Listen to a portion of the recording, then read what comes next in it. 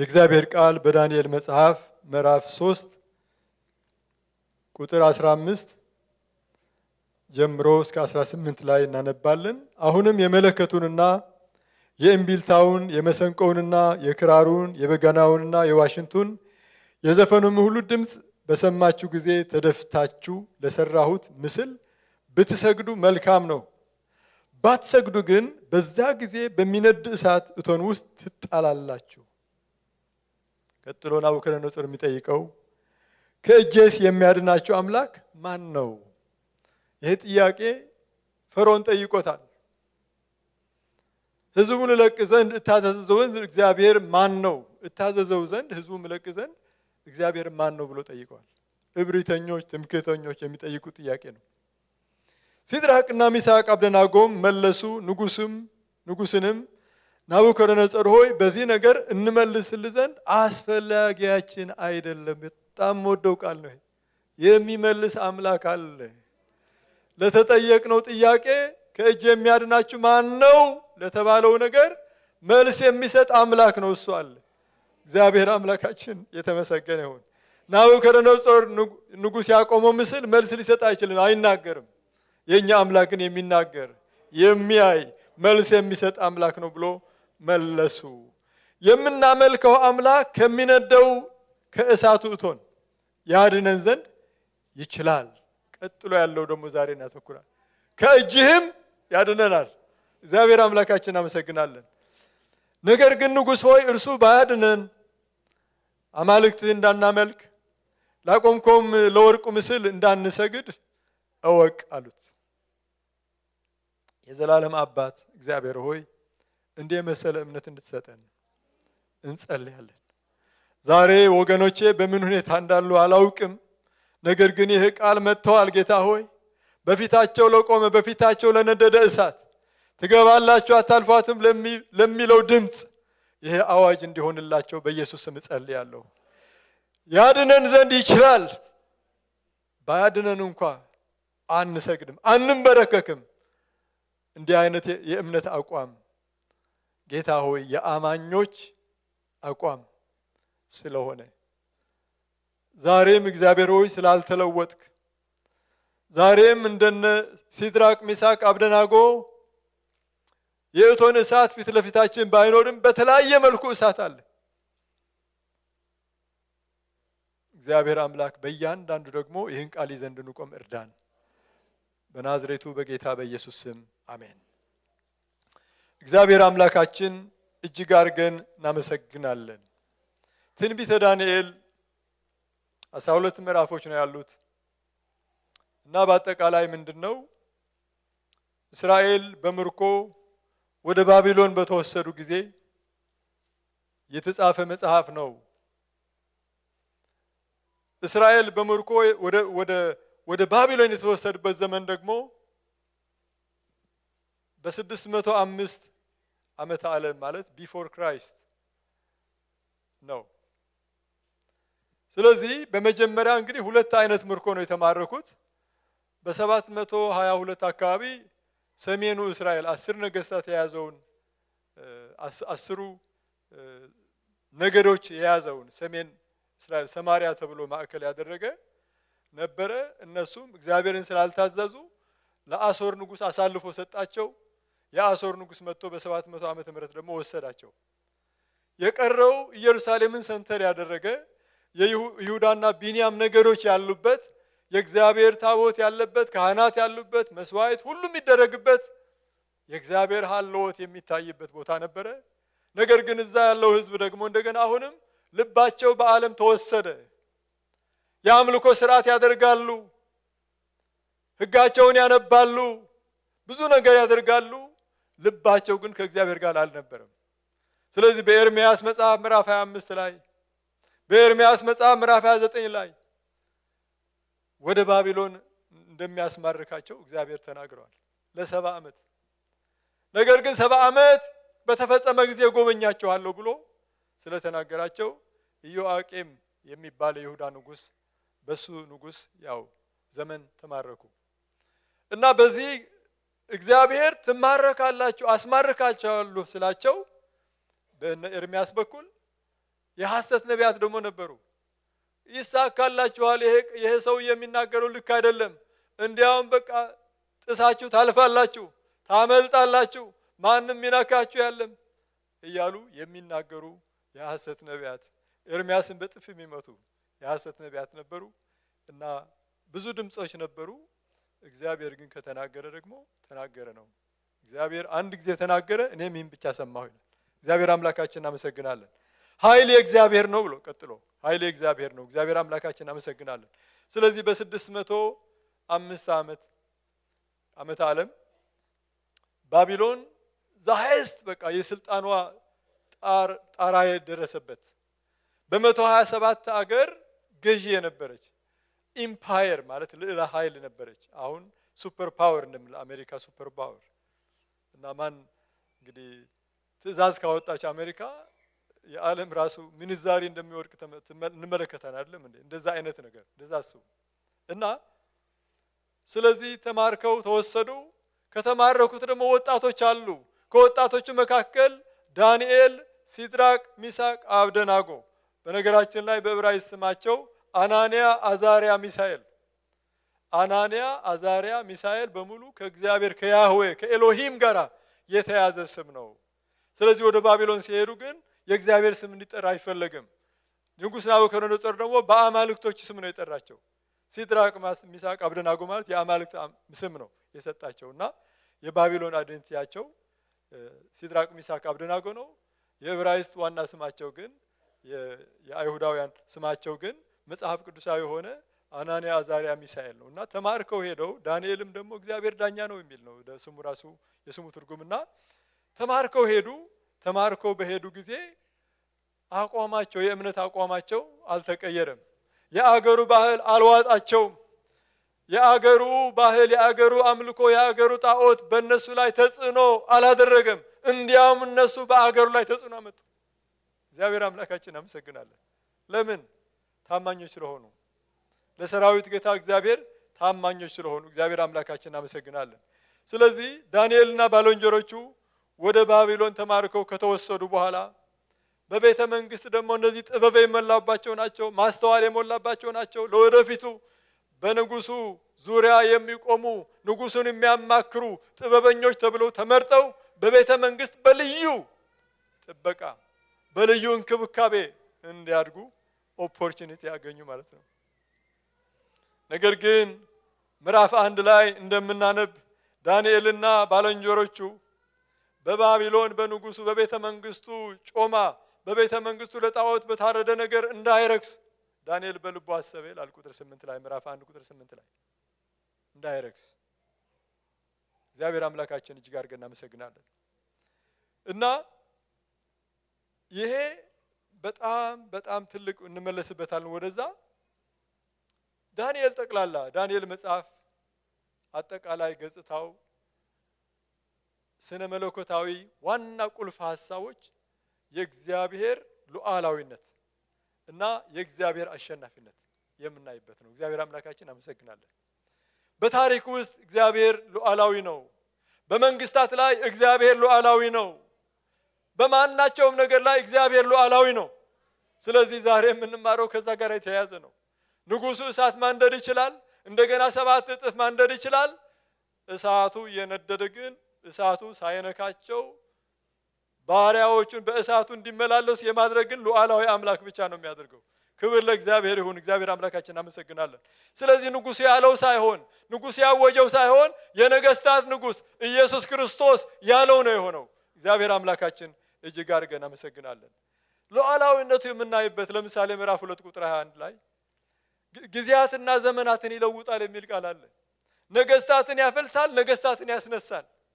ስለዚህ ነገስታት በእነሱ ላይ ሉዓላዊ ስልጣን ያለው እግዚአብሔር ስለሆነ ሲፈልጋቸው ሊያስቀምጣቸው ይችላል፣ ሳይፈልጋቸው ደግሞ ሊያወርዳቸው ይችላል።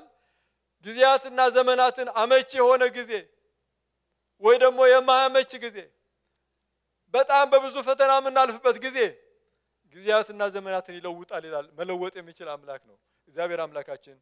እጅግ አድርገን እናመሰግናለን። ከዛ በኋላ እንግዲህ ምዕራፍ 2 ላይ በብዙ ጊዜ ሳስተምረው ነበረ።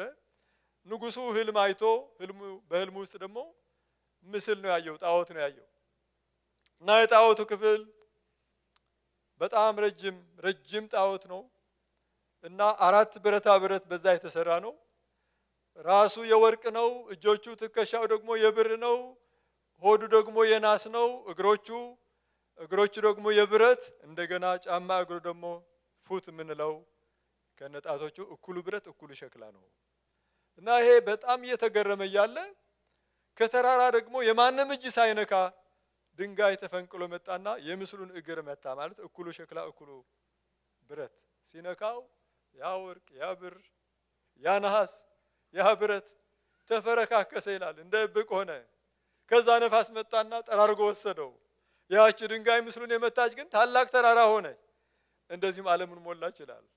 እና ህልሙ ይሄ ነው ብሎ ዳንኤል ሲተረጉመው ቁጥር 44 ላይ ምዕራፍ 2 ቁጥር 44 ላይ እንደዚህ ይላል በእነዚያ ነገሥታት ዘመን የሰማይ አምላክ ለዘላለም የማይፈርስ መንግስት። ያቺ ድንጋይ የምትወክለው ትንሽ ድንጋይ ነበረች፣ ተራራከለች፣ ዓለምን ሞላች። የክርስቶስ መንግስት ነው። ስለዚህ ሉዓላዊነቱም በታሪክ ውስጥ ሉዓላዊ ነው፣ በዓለም ታሪክ ውስጥ ሉዓላዊ ነው። እግዚአብሔር አምላካችን እናመሰግናለን። እንደዚህ ይላል የሰማይ አምላክ ለዘላለም የማይፈርስ መንግስት ያስነሳል ለሌላ ህዝብ። ማለት በነዛ ነገሥታት ዘመን ማለት በእኩሉ ብረትና በእኩሉ ሸክላ ዘመን ማለት ነው። እንግዲህ 4 የመጀመሪያው ወርቁ ራስ አንተ ነው ተባለ፣ የባቢሎን ኢምፓየር ነው። ከዛ በኋላ ደግሞ ከአንተ የሚያንስ ነገር ግን የሚበረታ ደግሞ ሌላ መንግስት ይነሳል፣ ሌላ ኃይል ይነሳል። እሱ ደግሞ ፐርሺያን ኢምፓየር ይባላል። ኢራን ማዕከል ያደረገ ፋርስ መንግስት ነው። ከዛ ደግሞ የናስ ደግሞ እንደገና የግሪክ መንግስት፣ የግሪክ ሲቪላይዜሽን የሚባለው አሁን ቱሪዝም የሚጎበኝ ቤተ መንግስት የነበረ አሌክሳንደር ዘግሬት የሚባል መጽሐፍ ቅዱስ ታሪኩ በእግዚአብሔር ቃል ያለ ቢሆንም የተተነበየ ቢሆንም በዓለም ታሪክም የተመዘገበ ነው የምነግራችሁ ያለው። ከዛ ደግሞ የብረቱ ደግሞ የሮማን ኢምፓየር የሚባል ትፈጫቸዋለች። ስንት አገር ፈጅተዋል ሮማን ኢምፓየር፣ በጣም በታሪክ ማንበብ ትችላላችሁ። ከዛ ግን ደግሞ እኩሉ ሸክላ እኩሉ ብረት የሚለው ሸክላው ከብረቱ ጋር እንደማይጣበቅ አንድ ላይ ነው ያሉት፣ እርስ በርሳቸው የማይጣበቁ። አሁን ለንደን ሂዱ፣ ስንት አይነት ህዝብ በቃ ከፓኪስታን ከአፍጋኒስታን ከአረብ ሀገር ማት ህዝብ ነው እዛ ያለ አውሮፓ ውስጥ ማለት በአውሮፓ መንግስታት ሁሉ ግን ተጣበቁ አይጣበቁም ይላል። እንደዛ አይነት እያንዳንዱ የራሱ ነው የሚኖረው። እና ይህ አይነት ክስተት እየታየ ነው ያለውና ምናልባት ይሄ የአውሮፓ ዩኒየን ይሆን ወይ የአውሮፓ ህብረት ይሆን ወይ የሚሉ አሉ። እንደገና ደግሞ በምዕራቡ ዓለም አንድ አለ፣ እንደገና አውሮፓ አለ፣ እንደገና አፍሪካ ዩኒየን የሚባል አለ። ይህ ሁሉ ተደምሮ የዛ ድምር ይሆናል ወይ በነዛ ነገስታት ዘመን የሚለው እንግዲህ ወደፊት የምናየው ነው። ነገር ግን በመጨረሻው ዘመን እንዳለ ግን ምንም ጥርጥር የለምና በነዛ ነገስታት ዘመን በቃ ያችን ድንጋይ መታ ስትመታው እንደተፈረካከሰ የዓለም ታሪክ እኛንን የሚሉበት ሰዎች የተዋደቁበት የሞቱበት የተጋደሉበት ስንት ደም የፈሰሰበት በሙሉ ተጠራርጎ ይጠፋል። የአምላካችን መንግስት ግን ለዘላለም ይሆናል። እግዚአብሔር አምላካችን እናመሰግናለን። ስለዚህ ምን ይላል? ጊዜያትና ዘመናት ይለውጣል ብሎ ቁጥር 44 ደግሞ በእነዚያ ነገስታት ዘመን የሰማይ አምላክ ለዘላለም የማይፈርስ መንግስት ያስነሳል ለሌላ ህዝብ የማይሰጥ። ለሌላ ህዝብ የማይሰጥ ምን ማለት ነው? ባቢሎኒያን ኢምፓየር በምንልበት ጊዜ ባቢሎን ነገስታትና የባቢሎን ህዝብ የሚጠራበት ማለት ነው። ከዛ ቀጥሎ ፐርሺያን ኢምፓየር በምንልበት ጊዜ ደግሞ የፋርስ ህዝብ የፋርስ ነገስታት የሚጠሩበት ነው። ነቂሮስ ሁሉ እግዚአብሔር የተጠቀመባቸው ናቸው። ከዛ ቀጥሎ ደግሞ የግሪክ ማለት በህዝብ የሚጠራ፣ ከዛ ቀጥሎ ደግሞ የሮም አለ። ከዛ በኋላ ግን ወደ መጨረሻው ዘመን በዚች ድንጋይ አማካይነት የሚሆነው መንግስት ግን ለህዝብ የሚሰጥ በህዝብ የሚጠራ አይደለም። የእግዚአብሔር መንግስት ነው የሚወክለውና ለሌላ ህዝብ የማይሰጥ መንግስት ይሆናል። እነዚያንም መንግስታት ሁሉ ትፈጫቸዋለች ይላል። ትፈጫቸዋለች፣ ታጠፋቸውማለች፣ ለዘላለምም ትቆማለች የእግዚአብሔር መንግስት። ዳንኤል ምዕራፍ 2 ቁጥር 44 ላይ ወገኖቼ ይሄ እግዚአብሔር ሉዓላዊነት የሚያሳየን ሆኖ በበለጠ ደግሞ የእግዚአብሔር ሉዓላዊነት ጎልቶ የሚታየው ወደ ራእይ መጽሐፍ ስንሄድ ነው። ራእይ መጽሐፍ ከኔ ጋራ ምዕራፍ 11 ላይ ታወጣላችሁ። ራእይ መጽሐፍ እዚህ ላይ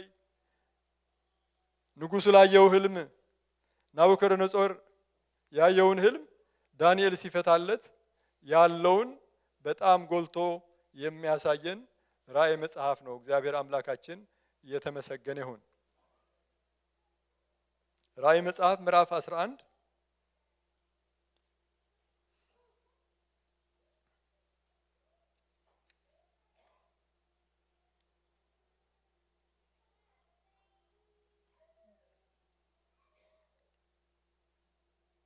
ቁጥር 15 እስከ 18 ያለውን እናነባለንና ባይዘወይ እዚህ ላይ ያው በመከራው ዘመን የሚሆን ነገር ነው እና ቤተክርስቲያን ተነጥቃለች። ከዛ በኋላ ታላቁ የመከራ ዘመን ዘ ግሬት ትራይቡሌሽን በሚባልበት ዘመን እንግዲህ ከክርስቶስ የሺህ ዓመት መንግስት በፊት ሊሆን ያለው ነገር ነው እዚህ ላይ የተጻፈውና እግዚአብሔር ሁልጊዜ ሰዎችን እንዲድኑ ስለሚፈልግ መጀመሪያ በቤተክርስቲያን በኩል ነው እስከ መጨረሻ ወንጌል የሚሰበከው። ከዛ በኋላ ግን ደግሞ ወንጌል የሚሰብኩ ከእስራኤላውያን ከ12 ነገዶች የተውጣጡ ደግሞ 144,000 ደግሞ የወንጌል አማኞች እንደዛ እንደሚነሱ እንዴት እስራኤል አሁን ባሉበት ሁኔታ ነው ወይ ወንጌል ሰባኪዎች የሚሆኑ የሚል ጥያቄ ሊነሳ ይችላል። ዛሬ ጠዋት ስንማር ነበረ። ዘካርያስ ምዕራፍ 12 ቁጥር 10 ላይ ስታነቡ ዘካርያስ ምዕራፍ 12 ቁጥር 10 ላይ ምን ይላል? በዳዊት ቤት ላይ የሞገስንና የልመናን መንፈስ አፈሳለሁ ይላል። ወደዚህ ወደ ወጉት ይመለከታሉ። አንድ ሰው ለበኩሩ ልጁ እንደሚያለቅስ ያለቅሱለታል። በሙሉ ህዝብ በመራራ ሐዘን በሙሉ ያለቅሳሉ ይላልና ዛሬ ጠዋት ስንማር ነበረ። እና ምንድነው ናሽናል የሆነ ሳልቬሽን ዴይ ክርስቶስን በሙሉ ህዝብ ሁሉ ተቀባይነት የሚያገኝበት ቀን አለ፣ በእስራኤል ታሪክ ውስጥ አለ። እና አሁን ለታዲያ ለምንድነው የማይቀበሉት በምንልበት ጊዜ ሐዋርያ ጳውሎስ በሮሜ መልእክት ምዕራፍ 11 ላይ እግዚአብሔር ህዝቡን ጣላቸውን? አይደለም፣ በፍጹም የማይታሰብ ነው። እግዚአብሔር ህዝቡን አይጥልም። ነገር ግን ህዝቡ እንዳልጣለ ደግሞ እኔ ራሴ እኮ እስራኤላዊ ነኝ፣ አይሁዳዊ ነኝ፣ ያውም ከብንያም ዘር ነኝ ብሎ እሱ ራሱ በወንጌል ልቡ ተለውጦ የወንጌል ሰባኪ ሆኖ ሐዋርያ ሆኖ ራሱ እግዚአብሔር ህዝቡን እንዳልጣለ ቅሪቶች እንዳሉት እግዚአብሔር ይናገራል። ነገር ግን አንድ ቀን አለ አሁን በእስራኤል ዘንድ ድንዛዜ ያው አንድ ምስጢር ነግራችኋለሁ። የአሕዛብ ሙላት እስኪፈጸም ድረስ ሮሜ 11 ቁጥር 25 ላይ የአሕዛብ ሙላት እስኪፈጸም ድረስ ማለት ነው። ወንጌል አሁን ለአሕዛብ የተሰበከ ነው። አንድ ቀን ግን በቃ እግዚአብሔር ደግሞ ከአሕዛቡ የሚድኑ ሁሉ የሚሞላበት ጊዜ አለ። ከዛ በኋላ ወደ እስራኤል ደግሞ እንደገና አይኑን ይመልሳል። የመጀመሪያም የሆነው የልመናና የሞገስ መንፈስ በእስራኤል ህዝብ ላይ ይፈሳል።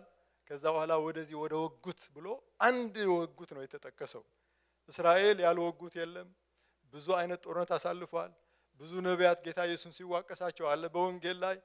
ነገር ግን ወደ ወጉት የሚለው በቀራንዮ መስቀል አሳልፎ የሰጡ ኢየሱስ ክርስቶስ ደሙ በእኛና በልጆቻችን ላይ ይሁን ብለው እስካሁን ድረስ በሚድልስ ያለው ደም የሚፈስበት ዋና ታሪኩ እዛ ነው ያለው። ለሰላምሽ የሚሆነው ነገር ብታውቂ ነው ብሎ ጌታ ኢየሱስ ክርስቶስ ለከተማይቱ አለቀሰላት ይላል ሉቃስ ወንጌል 19 ላይ። ነገር ግን አሁን ከዓይንሽ ተሰውሯል፣ እውነት እላችኋለሁ በእግዚአብሔር ስም የሚመጣ የተባረከ ነው እስክትሉ ድረስ አታዩኝም ብሎ በቃ እንደዛ ስላለ ያ የሞገስ ዘካርያስ 12:10 ላይ የተጠቀሰው የሞገስና የልመና መንፈስ በሚወድቅባቸው ጊዜ በሚፈስባቸው ጊዜ በላያቸው ላይ በበዓለ 50 የፈሰሰው መንፈስ ቅዱስ በእስራኤል ላይ ደግሞ በሚፈስበት ጊዜ ወደ ወጉት ይመለከታሉ። አይናቸው ይከፈታል። ለካ አባቶቻችን ተሳስተዋል። ለካ ሁሉ 2000 ዓመት ሙሉ የከሰር ነው። ለካ ባለማየታችን ነው፣ በድንዛዜ ስለሆኑ ነው። ጳውሎስ የሚናገረን ሮሜ 11:25 ላይ አገናኙት ሁለቱም። እና ይሄ ከሆነ በኋላ ወንጌል ስትሰብክ የነበረችው ቤተክርስቲያን ትነጠቃለች። ከዛ በኋላ 144,000 ከዳኑ በኋላ ደግሞ የሚሰብኩ ይሆናሉ በዓለም ዙሪያ። እነሱ ደግሞ ይገደላሉ በሐሰተኛው ክርስቶስ። ከዛ ባዶ አይቀርም። ሁለት ደግሞ ነቢያት ይነሳሉ ይላል። ወንጌል ለ3 ዓመት ተኩል ተአምራት እያደረጉ በጣም በሚያስፈራ ግርማ በሚያስፈራ ሞገስ ከሰበኩ በኋላ ሚሽናቸው ከጨረሹ በኋላ እንዲገድላቸው እግዚአብሔር ደግሞ ለሐሰተኛው ክርስቶስ አሳልፎ ይሰጣል። እና ሰው ሁሉ ወንጌል መስማት መጨነቅ ነው። በቃሉን ምዕራፍ 11 ላይ የዓለም በቃ እነሱ ተገድለው በሚጣሉበት ጊዜ ዓለም ሁሉ ነው የሚያያቸውና በቃ የደስታ ጊፍት እንለዋወጣለን። ልክ ክሪስማስ ጊፍት እንደሚለዋወጠው በቃ ሞቱል እነዚህ በቃ ለኤናይት ዳኑ በክርስቶስ እመኑ እያሉ ያስጨንቁ ነው የነበሩ። ምክንያቱም የሰው ቫልዩ ሲስተም መንፈሱ ተቀይሯል እኮ። ስለተቀየረ መልካም ነገር መስማት ይሰለቻቸዋል። የምስራች የወንጌል የምስራች የመዳን ነገር በጣም የሚያስጠላቸው ነው የሚሆነው። እንዴት እንደሚሆን በቃ ውስጣቸው የአንታይ ክራይስት መንፈስ ስለገባባቸው፣ የክህደት መንፈስ ስለገባባቸው፣ በእርኩሰት መንፈስ ስለተያዙ ይሄ ነው የሚናገሩት በዛን ጊዜ። እና በጣም እንግዲህ ሴሌብሬሽን በሚዘጋጁበት ጊዜ ግን እግዚአብሔር እንደገና እስትንፋሳቸው መልሶላቸው እንደገና ሲያርጉ ያ ሁሉ ድግስ ተዘጋጅቶ ከንቱ ሲያደርግባቸው አሕዛብ እንመለከታለን። በዛ ያልቅም። ራእይ መጽሐፍ ደግሞ ስንሄድ መጨረሻ በመልአክ ራሱ ወንጌል ይሰበካል። እግዚአብሔር በቃ ሰዎች እንዲድኑ ሁልጊዜ ፈቃዱ ስለሆነና በዚህ ታሪክ ውስጥ አለ ማለት ነው። እነዚህ ሰዎች ተነስተው ካረጉ በኋላ ሰባተኛው መልአክ ነፋ ይላል። መለከት ይነፋል። ምዕራፍ 11 ራእይ 11 ቁጥር 15 እስከ 18 ነው ማነበው። በሰማይም የዓለም መንግስት ለጌታችንና ለእርሱ ለክርስቶስ ሆነች፣ ለዘላለም እስከ ዘላለም ይነግሳል የሚሉ ታላላቅ ድምጾች። በቃ ማት ድምጽ ነበር የሐሰተኛው ክርስቶስ። አሁን ያንን ሁሉ ውሃ የሚከት በጣም በጣም ታላቅ ድምጽ ደግሞ ይታወጃል። እግዚአብሔር አምላካችን እናመሰግናለን። ስለዚህ ይህን ክፍል ከዳንኤል መጽሐፍ ምዕራፍ 2:44 ላይ ኮኔክት አድርጉት። እነዛ ነገስታት ትፈጫቸዋለች የሚለው አሁን በቃ የእግዚአብሔር ሉዓላዊነት የምናይበት በትልቁ በዚህ በራእይ ነው ያልኳችሁ ለዛ ነውና። ስለዚህ ምን ይላል? የዓለም መንግስት ለጌታችን ለእርሱ ለክርስቶስ ሆነች፣ ለዘላለም እስከ ዘላለም ይነግሳል የሚሉ ታላላቅ ድምጾች መጡ። በእግዚአብሔር ፊት በዙፋኖቻቸው የተቀመጡ 24ቱ ሽማግሌዎችን በግንባራቸው ተደፍተው ለእግዚአብሔር እየሰገዱ እንዲህ አሉ። ያለህና የነበርክ ሁሉን የምትገዛ ጌታ እግዚአብሔር ሆይ ትልቁን ኃይልህን ስለያዝክ። ይሄ በጣም ወደው ቃል ነው። ኃይሎች አሉ፣ የሚያናውጡ ኃይሎች አሉ፣ ብዙ ነገር አለ። ግን ትልቁ ኃይል ማጋ ነው ያለው። ትልቁን ኃይል እስከበሉት ስለያዝክ ስለነገስክም እናመሰግናለን፣ እናመሰግናለን። ሃሌሉያ። ትልቁን ኃይል ይሄ ሁሉ ለካ የሚያናውጥ የነበረ ይሄ ሁሉ በቃ የሚያሽከረክረን የነበረ ለካ ጊዜያዊ ነው፣ ለካ እንደዚህ ይጠፋል። ጌታው ያሉ በግንባራቸው ተደፍተው ትልቁን ኃይል ስለያዝ ስለነገስክም እናመሰግናለን። አሕዛብ ተቆጡ፣ ቁጣም ወጣ። በሙታንም ትፈርድ ዘንድ ዘመን መጣ። ዘመን መጣ ደግሞ ብሎ ምክንያቱ ዳንኤል ምን አለ? ጊዜያትና ዘመናትን ይለውጣል ይላል። ስለዚህ ዘመን መጣ ይሆንልሻል፣ አንቺም ዘመን መጣ ይሆንልሃል አንተም። ለሁላችን ነው ትልቁ ዘመን መጣ የሚባለው ኢየሱስ ሲመጣ ነው። ለዛ ግን መዘጋጀት ይገባናል። እግዚአብሔር አምላካችን እናመሰግናለን። ዘመን መጣ ሁለት ጊዜ ነው የተጠቀሰው እዚህ ክፍል። ዘመን መጣ ለባሪያዎችም ለነቢያትና ለቅዱሳን ስምህም ለሚፈሩ ለታናናሾችና ለታላላቆችም ዋጋቸውን ትሰጥ ዘንድ ምድርንም የሚያጠፉትን ታጠፋ ዘንድ ዘመን መጣ። ክፋት ነግሶ ለዘላለም አይኖርም። ለዘላለም የሚነግሰው ኢየሱስ ብቻ ነው። ወደ ኤፌሶን ምዕራፍ 1 ቁጥር 10 ደግሞ ልውሰዳችሁ። የፈቃዱን ምስጢር አስታውቆናልና ኤፌሶን 1:10 በቃላችሁ ብትይዙ በጣም ጥሩ ነው።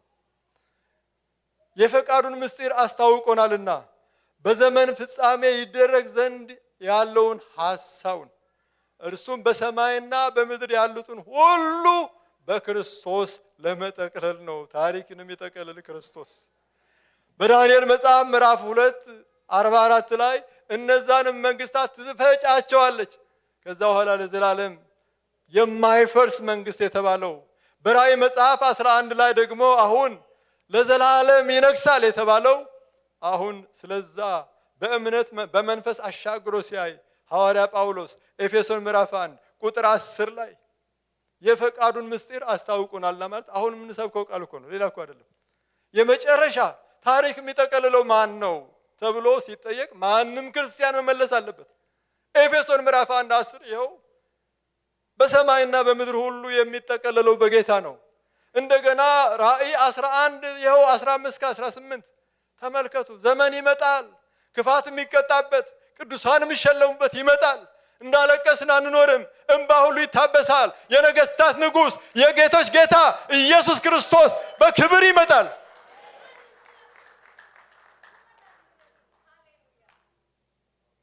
ዘመን መጣ የሚለው። ስለዚህ ያ እስኪሆን ድረስ ግን ጥቃቅን የሆኑ አሁን በዓለም ሱፐር ፓወር ናቸው፣ ግን በእግዚአብሔር አይን ሲታዩ ግን በገንቦ እንዳለች ጠብታ ይላል ኢሳይያስ ላይ። አሕዛብ በፊቱ በገንቦ እንዳለች ጠብታ ማለት ገንቦም ራሱ አልሞላም። እንደዛ ነው። ተራሮችን የሚመዝን አምላክ፣ ውሆችን በእፍኙ ሰማያትን በስንዝር የለካ የሚላል። ይህን ቃል ስታነቡ እንዲሁ እንድታስቡ፣ ዝም ብሎ ቀላል አይደለም። ሰማያት ዩኒቨርስ እንዴት ነው? አሁን እኮ በዚህ ያለ ሜትር አይሰራም፣ እዛ ላይ ኪሎ ሜትር አይሰራም። ላይት ይር የሚባል የአንድ ብርሃን ከፀሐይ ወጥቶ ወደ ምድር እስኪደርስ ያለውን የጊዜ ርዝማኔ በዛ ነው የሚለኩት።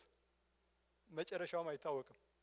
የኛ አምላክ በስንዝር የለካ ብሎ ይናገራል። ክብር ለጌታ እንሰጣለን። እግዚአብሔር አምላካችን አመሰግናለሁ። ሃሌሉያ። ስለዚህ ይህ አምላክ ገብቷቸዋል ሲድራቅ ሚሳቅ አብደናጎ እና ንጉሱ በዛ በባቢሎን ዱራ በሚባል ቦታ ጣዖቱን አቆመ። 90 ፊት አቆመ። የወርቅ ምስል ነው የሚባለው። ምናልባት ብዙ የስነ መለኮት ጸሐፊዎች ወርቅ ቅብ ሊሆን ይችላል እንጂ ወርቅ ማያን ያክል ቁመት አንደኛ ክብደቱም ራሱ እንዴት ይገኛል የሚሉም አሉ። ግን ያ ምን አገባን? ታሪኩ ነው ትልቁ ነገር። አቆመ። ለዚህ ምስል ስገዱ የሚል አዋጅ ታወጀ።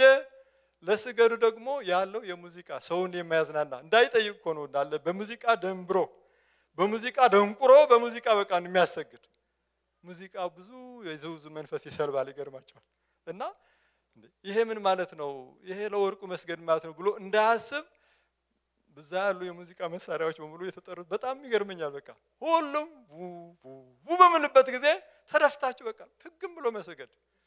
3 ሰዎች ነው አሉ በቃ ነው። ከዛ በኋላ ክስ መጣባቸው። ክሱ ምንድን ነው? በዚያን ጊዜ ከለዳውያን ቀርበው አይሁድን ከሰሱ ይላል። ለእውነት ስትቆም ከሳሽ ይበዛል። ነገር ግን አሸናፊ ነህ። ምክንያቱ እግዚአብሔር ሉዓላዊ ስለሆነ፣ እግዚአብሔር አሸናፊ ስለሆነ ከሰሱ። ለንጉስም ለናቡከደነጾር እንዲህ አሉ፣ ንጉስ ሆይ 1000 ዓመት ንገስ ብለው እንዲህ አድርገህ ነበር ብለው ፋስት ፎርዋርድ ቁጥር 12 ላይ በባቢሎን አውራጃ ስራ ላይ የሾምካቸው እንግዲህ በትልቅ ጌታ ሞገስ ሆኗቸው ምዕራፍ 1 ላይ ያለው በኋላ መጣበታለሁ።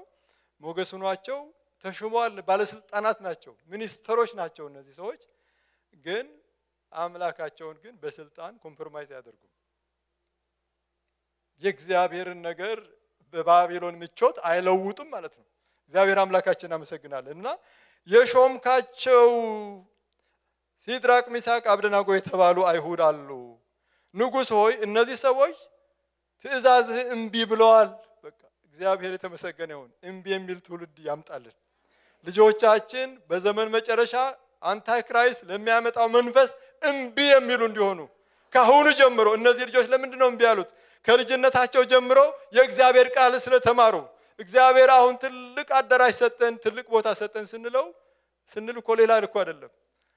ህዝብ ትውልድ የሚማርበት እምቢ የሚሉ በዓለም ቆመው እምነታቸውን የሚያውጁ ወንጌል የሚሰብክ ትውልድ እንዲከተል ነው፣ ሌላ አይደለም። ስለዚህ ለዚህ ጉልበታችን፣ ታይማችን፣ ገንዘባችን ኢንቨስት ማድረግ አለብን፣ የወንጌል ስራ ስለሆነ። እግዚአብሔር አምላካችን እናመሰግናለን። እምቢ ወጣትነት ቀላል ነገር አይደለም። ወጣት እንዲያውም ለሙዚቃ ይሳባል፣ ግን ሙዚቃው ራሱ ምንም አልነካቸውም። በውስጣቸው የተሞሉት የእግዚአብሔር መንፈስ፣ በውስጣቸው የተሞሉት የእግዚአብሔር እውነት፣ አምላካቸውን የሚያውቁ ህዝብ። ይሄ ደግሞ ዳንኤል መጽሐፍ ምዕራፍ 11 ቁጥር 32 አንብቡ። አምላካቸውን የሚያውቁ ይበረታሉ ያደርጋሉም ይላል። እና ይሄ በአንታይ ክራይስት ዘመን ምዕራፍ 11 ላይ ምዕራፍ 11 ዳንኤል 11 በአንታይ ክራይስት ዘመን በቃ ብዙ የርኩሰት አዋጅ ያወጣል።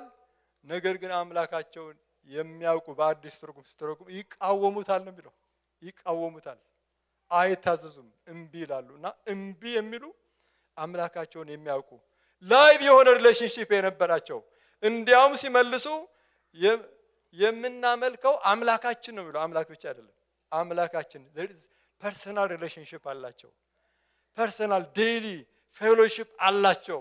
ከዛ የተነሳ የእግዚአብሔር ነገር ሊቪንግ ስለሆነ ቃሉ ሙላት ስላለባቸው የመንፈሱ ሙላት ስላለባቸው ሙዚቃ ምናምን ተጨፈረ ምናምን ሰው ሊያደርጋቸው አይችልም። እንዲህ አይነት ትውልድ እግዚአብሔር ይሰጠናል። እንዲህ አይነት ትውልድ ጌታ ከዚህ ቤተክርስቲያን ያወጣል። እግዚአብሔር አምላካችን እጅግ አድርገን እናመሰግናለን። ስለዚህ ልዑል አምላክም በሰዎች እንግዲህ ምዕራፍ 5 ቁጥር 21 ደግሞ የናቡከደነፆር ልጅ እንግዲህ ሉዓላዊና አሸናፊ የሚለው ነው እየተነተንኩ ያለሁት።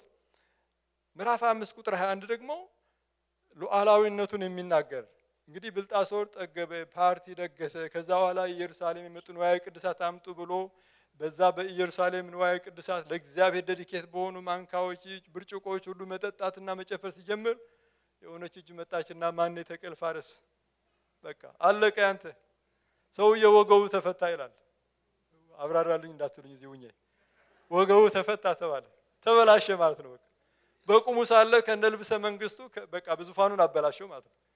እንዲህ አይነት ነገርና ዳንኤል ሲናገረው ቁጥር 21 ላይ ልዑል አምላክም ለሰዎች መንግስት በሰዎች መንግስት ላይ እንዲሰለጥን የሚወደውን እንዲሾምበት እስኪያውቅ ድረስ ከሰው ልጆች ተለይቶ ተሰደደ፣ ልቡም እንደ አውሬ ልብ ሆነ ይላልና በጣም በጣም የሚያስገርም ነገር ነው። ስለዚህ ይሄ አምላክ የምናመልከው አምላክ ሉዓላዊ አምላክ ነው፣ ደግሞም አሸናፊ ነው።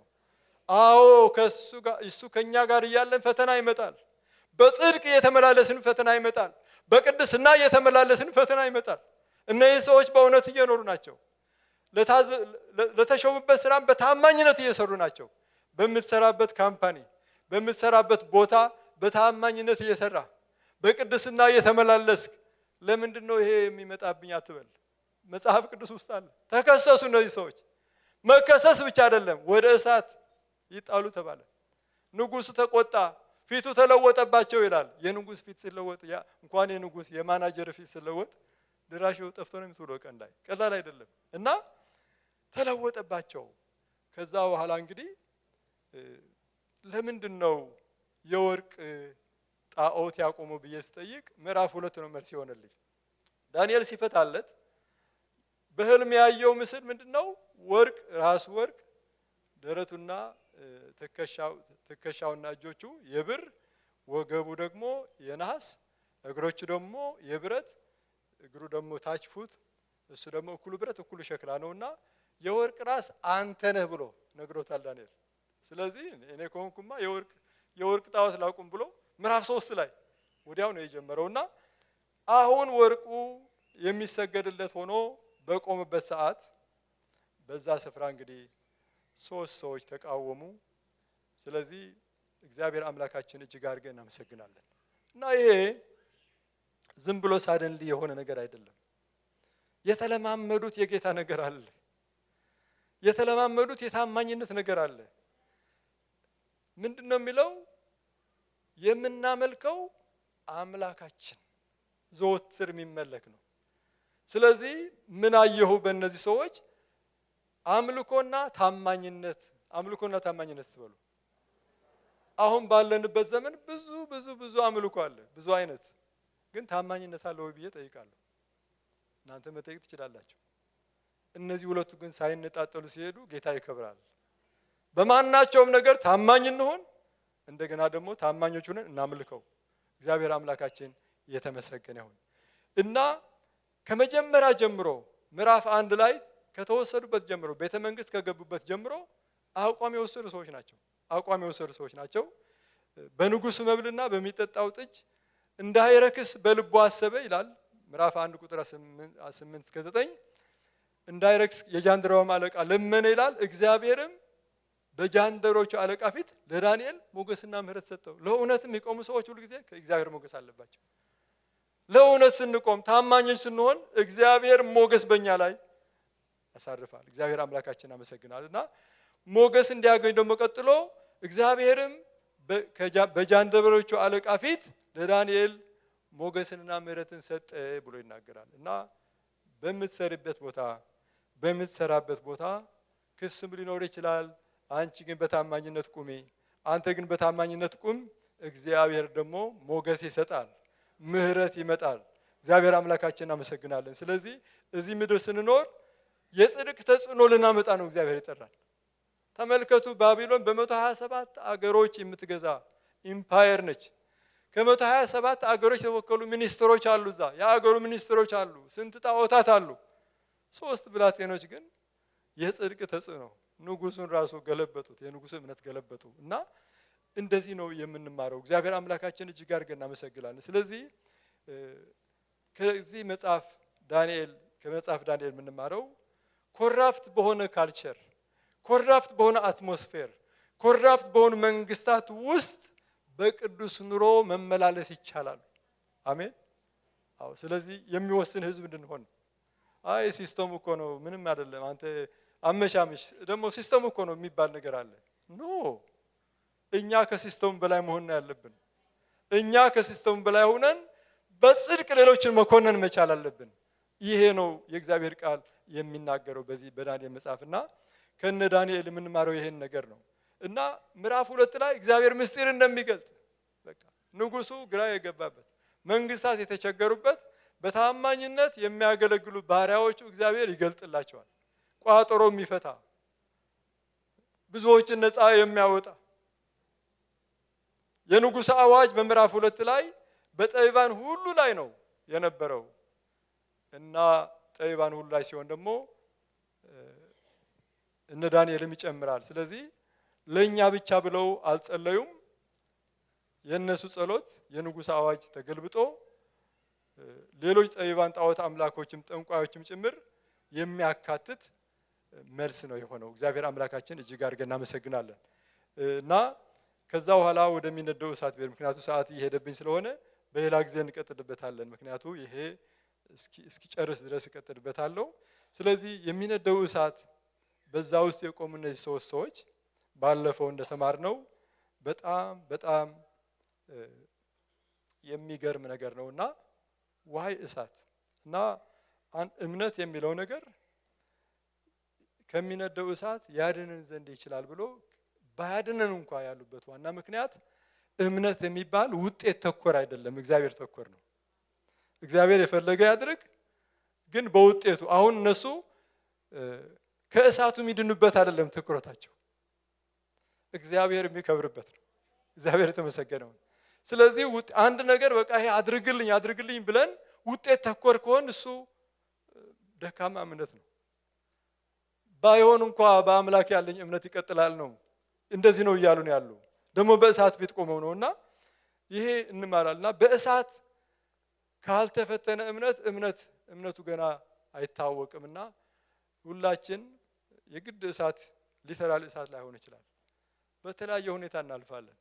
በተለያየ ሁኔታ ኢትዮጵያ ውስጥ ታገለግሉ የነበራችሁ፣ በተለያየ ዓለም ታገለግሉ የነበራችሁ ወደዚህ ሀገር ስትመጡ የመጀመሪያ የሚያጋጥመው በቃ እግዚአብሔር ተናግሮኛል ሊሄድ ነው ምናምን ካናዳ ብለን መተን እዚህ ነገሮች ሁሉ ምድረ በዳ ነው የሚሆኑት። ተናግሮኛል ወይስ አልተናገረኝም? ፈተና ይመጣል። ያ ግን በቃ ያልፋል። እግዚአብሔር ከተናገረ እግዚአብሔር ይፈጽማል። ስለዚህ አሁን ውጤቱ ላይ ሳይሆን ጌታ ላይ ብቻ ልባችን ጌታ ላይ እናድርግ፣ አይናችን ጌታ ላይ እናድርግ። እሱ ውጤቱ በፈለገው መንገድ ያምጣው። እነሱ ሊያድነን ይችላል ሲሉ ከእሳት እንደሚያድናቸው እርግጠኞች አልነበሩም። በቃሉ በደንብ ደጋግሜ አንብቤዋለሁ። እርግጠኞች የሆኑበት ግን የሚያመልኩት አምላክ፣ እርግጠኞች የሆኑበት ግን እግዚአብሔር አምላካቸው እንደሚችል he is able ኤልሻዳይ እንደሆነ ግን they were 100% sure። ስለዚህ ባለፈው ተናግሬያለሁ። እኛም እንጠብቀው እሳቱ ውስጥ እንዳንገባ ነው። በጣም እንጸልየው ወዮ የምንከባለለው እንዳንገባ ነው። ጌታ ግን ትገባለህና እኔ ግን ካንተ ጋር ሆናለሁ ይላል። ኢሳይያስ 43 ቁጥር 2 ላይ ትገባታለህ ግን እኔ ካንተ ጋር ከሆንኩኝ ምን ያደርጋል? እሳት ራሱ የሚያስፈልገው እሳት ውስጥ መግባት አለመግባት ሳይሆን የኢየሱስ ከኛ ጋር መሆን ነው። ዝም ትላላችሁ ነው። ክብር ለጌታ ስጡ ወገኖች ሆይ። ስለዚህ ይችላል በሚሉበት ጊዜ አዎ ይችላል። ምክንያት እሳቱ ውስጥ ይግቡ ሲባል ማስቆም ይችላል። ንጉሱ ልብ ለውጦ ወይ ደግሞ የሆነ ተአምራት ሰርቶ እንዳይገቡ ማድረግ ይችላል። ግን በቃ እሳቱ ውስጥ አልገቡማ። ስለዚህ በጣም የሚያስደንቅ አይሆንም ነገሩ። ነገር ግን አሁን እሳቱ 7 እጥፍ ይንደድ ተባለ። 7 እጥፍ ሲነድ ኃያላን ነው የተመረጡት። ቃሉ ተመልከቱት፣ ኃያላን ነው የተመረጡት። ዝም ብሎ ተራ ሰዎች አይደለም። እነሱን ለማስገባት ኃያላን የሆኑ እና ጠመጠሟቸው፣ አሰሯቸው፣ ከነልብሳቸው ከነምናምናቸው በሙሉ ታስረው ተጠፍረው ከዛ ሊወረውራቸው የሄዱ ኃያላን ሲወረውሩ እነሱ ወላፈኑ በልቷቸው ሞቱ። እነዚህ ሰዎች ወደ መሃል እሳት ነው የገቡት። ጌታ ኢየሱስ እዛ ጠበቃቸው። እኔ ከአንተ ጋር ነኝ፣ እርሱ ራሱ አልጥልህም አልተውህም ብሏልና የሚል ቃል አለ። ስለዚህ አልፈራም፣ ጌታ እግዚአብሔር ከኛ ጋር ነው። ስለዚህ ከመግባታቸው በፊት ማስቆም ይችላል። ከገቡ በኋላ ደግሞ አብራቸው ጆይን ዘምዘር አብራቸው ይሆናል። እንዲያውም እሳቱ ደግሞ ለጥቅማቸው ያደረገው የመጀመሪያ እሳቱ ያደረገው ምንድነው? እስራታቸውን በላ። ተጠፍረው ወደቁ። ነገር ግን እሳቱ ኢየሱስ ክርስቶስ እዛ ስላለ እሳቱ እስራታቸውን ብጥስጥስ አድርጎ በላው። ከዛ በኋላ ተረፉ አይደለም መልእክቱ። ቃሉን አንብቡ። ወይ ተረፉ እኮ ተረፉ አይደለም። ናቡከደነፆር መጥቶ ሲያይ የሚመላለሱ የሚል ቃል አለ። ማለት ወክ እያደረጉ ነው። እሳቱ እኮ እየነደደው ነው። በጣም ወክ እያደረጉ እየተዝናኑበት ይሄው አምላካችን እያሉ እኔ 3 ሰዎች አይደለም ወይ ያስገባን? አዎ ንጉሥ ሆይ፣ ታዲያ የማየው እኮ 4 ናቸው። በእሳት ውስጥ የሚመላለስ 4ኛ ሰው አንተ ብቻህን አይደለህም። ጌታ ኢየሱስ አለ፣ በእሳት የሚመላለስ ባህርን ከፍሎ ህዝብን የሚያሻግር። ክብርና ምስጋና ለእሱ እንሰጣለን። እግዚአብሔር አምላካችን እናመሰግናለን። የተፈተነ እምነት ሐዋርያ ጴጥሮስ በአንደኛ መልእክቱ ምዕራፍ 1 ቁጥር 6 እስከ 7 ድረስ በእሳት ምንም ቢፈተን ከሚጠፋ ወርቅ ይልቅ አብልጦ የሚከብር የሚል አለ እምነታችሁ ይላል። ወርቁ በእሳትም ሊጠፋ ይችላል፣ ያውም 7 እጥፍ በነደደ። ግን እምነታችሁ ግን አብልጦ ሊከብር ለእናንተ ምስጋናና ውዳሴ ይሆንላችኋል ብሎ መጽሐፍ ቅዱስ ላይ ይናገራል። ለጢሞቴዎስ ሲናገር ጳውሎስ የማያሳፍርም ሰራተኛ ሆነ የተፈተነውን ራስህን ይላል። ተፈትነን ካላለፍን አናውቀውም። እና አንዳንድ ጊዜ በጣም በተለያየ ሁኔታ ስናልፍ ለጥቅማችን ነው፣ ሊጎዳን አይደለም፣ ሊያሳድገን ነው፣ ወደ ሌላ ምዕራፍ ከፍ ሊያደርገን ነው። እግዚአብሔር አምላካችን አመሰግናለን። እሱ ደግሞ እንዲከብርብን ነው። ስለዚህ ኔሽን ነው የተቀየረው። ገርማቸዋል። ንጉሡ አዋጅ አወጀ። አንድ ኔሽን ብቻ አይደለም፣ በ127 ሀገሮች። አንደኛ ቁጥር 28ን አንብበን እንጨርሳለን። ቁጥር 28 አብረን አንብብ፣ ሰዓቱ ስለደረሰ እዚህ ላይ አላቆምና ቁጥር 28 ብቻ አውጡና ቆመን አንብበን እንጨርሳለን። እግዚአብሔር አምላካችን አመሰግናለን። ቆመን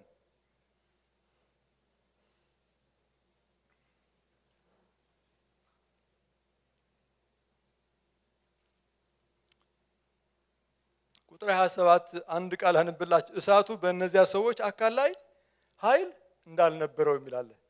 እሳቱ 7 እጥፍ ነው የነደደው። ሌላውን ነገር ሰዎቹ ገና የሚያስገቧቸው ገና ወላፈኑ ነው የፈጃቸው። በአማኞቹ በአምላካቸው በታመኑ ግን ኃይል አልነበረውም። እሳት ሊነድብሽ ይችላል፣ ግን ኃይል አይኖረውም። ጌታ ራሱ እንደዛ ስለሚያደርግ ቁጥር 28 ላይ ናቡከደነፆር መልሶ መልአኩን የላከ ይላል። ጌታ ኢየሱስ ክርስቶስ ሥጋ ለብሶ ባልመጣበት ሰዓት የእግዚአብሔር መልአክ በሚል ነበር የሚገለጠው። ከአምላካቸውም በቀር ማንንም አምላክ እንዳያመልኩ ለእርሱም እንዳይሰግዱ ሰውነታቸውን አሳልፈው የሰጡትን፣ ነፍሳቸውን አይደለም። እምነት መካድ ማለት ነፍስን አሳልፎ መስጠት ማለት ነው። ግን ነፍስ አሁን ጌታ ጋር ግን ሰውነት ነው።